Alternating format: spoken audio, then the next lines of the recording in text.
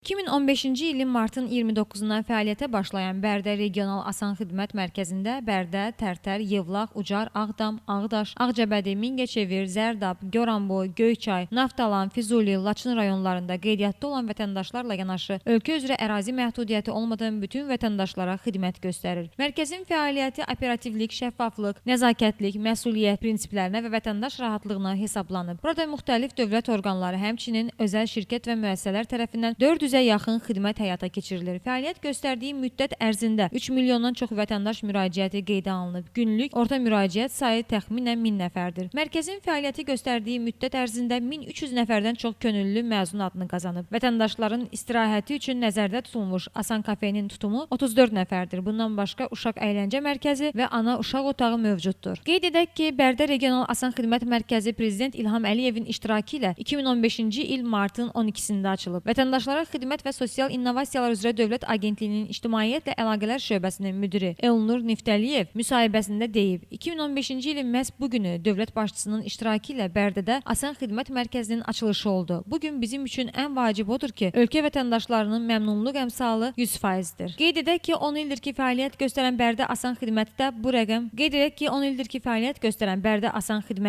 rəqəm eynidir. Buyur, başlayaq. Hər birinizi Bərdə Asan Xidmətdə salamlayıram. 2015-ci ilin məhz bu günü ölkə başçısının iştirakı ilə Bərdədə Asan Xidmət Mərkəzinin açılışı oldu. Bugün bizim üçün ən vacib statistika ondan ibarətdir ki, ölkə üzrə vətəndaşlarımızın xidmətlərimizdən məmnunluq əmsalı 99,9%-dir və artıq 10 ildir ki, fəaliyyət göstərən Bərdə Asan Xidmətdə də bu rəqəm eynidir və ümumilikdə ölkə üzrə hazırda 28 Asan Xidmət Mərkəzi vətəndaşlarımızın xidmətindədir. Ümumilikdə ölkə üzrə 28 Asan Xidmət Mərkəzi vətəndaşlara xidmət göstərir. Günel Zülfiqarova, Şamxal Adıgözəlov bugün informasiya proqramı üçün.